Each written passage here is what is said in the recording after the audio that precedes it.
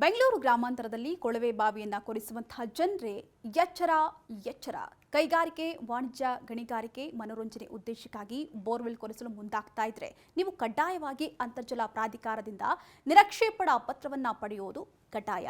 ಅಲ್ಲದೆ ಬೋರ್ವೆಲ್ಗಳನ್ನು ಕೊರೆಯಲು ಬಯಸುವವರು ನೀರನ್ನ ಮತ್ತೆ ಭೂಮಿಗೆ ಇಂಗುವಂತಹ ವ್ಯವಸ್ಥೆಗಳನ್ನು ಕೂಡ ಕಲ್ಪಿಸಬೇಕು ಅಂತ ಪ್ರಾಧಿಕಾರ ಆದೇಶವನ್ನ ನೀಡಿದೆ. ಹೌದು, ಸದ್ಯ ಬೆಂಗಳೂರಿನಲ್ಲಿ ಅಧಿಕ ಉಷ್ಣಾಂಶ ದಾಖಲಾಗ್ತಾ ಇದ್ದು ಅಂತರ್ಜಲ ಮಟ್ಟ ದಿನದಿಂದ ದಿನಕ್ಕೆ ಕುಸಿತಾ ಇದೆ. ಇದರಿಂದ ಕುಡಿಯುವ ನೀರು, ಕೃಷಿ ಕಾರ್ಯ, ದಿನಬಳಕೆಯ ನೀರಿನ ಮೇಲೆ ತೀವ್ರ ಪರಿಣಾಮ ಬೀರುವಂತಹ ಸಾಧ್ಯತೆ ಕೂಡ ಇದೆ.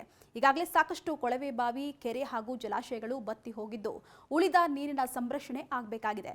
ಆದ್ದರಿಂದ ಕೈಗಾರಿಕೆ, ವಾಣಿಜ್ಯ, ಗಣಿಗಾರಿಕೆ, ಮನೋರಂಜನೆ ಉದ್ದೇಶಕ್ಕಾಗಿ ಅಂತರ್ಜಲ ಬಳಸುವವರು ಬಿದ್ದಂತಹ ಮಳೆ ನೀರನ್ನು ಸಮರ್ಪಕವಾಗಿ ಬಳಸಿಕೊಂಡು ಕಡ್ಡಾಯವಾಗಿ ಅಂತರ್ಜಲ ಮರುಪೂರ್ಣ ರಚನೆಗಳನ್ನು ನಿರ್ಮಿಸಿ ಅಂತರ್ಜಲ ಸಂರಕ್ಷಣೆ ಮಾಡಲು ಕ್ರಮ ಕೈಗೊಳ್ಳಬೇಕು.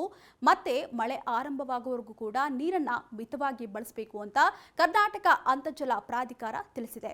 ಅಲ್ಲದೆ ಕೊಳವೆ ಬಾವಿ ಕೊರೆಯುವಂತಹ ಮಾಲೀಕರು ಕಡ್ಡಾಯವಾಗಿ ತಾವು ಹೊಂದಿದ್ದಂತಹ ರಿಗ್ ಯಂತ್ರಗಳನ್ನು ಕರ್ನಾಟಕ ಅಂತರ್ಜಲ ಪ್ರಾಧಿಕಾರದಲ್ಲಿ ನೋಂದಾಯಿಸಿಕೊಳ್ಳಬೇಕು.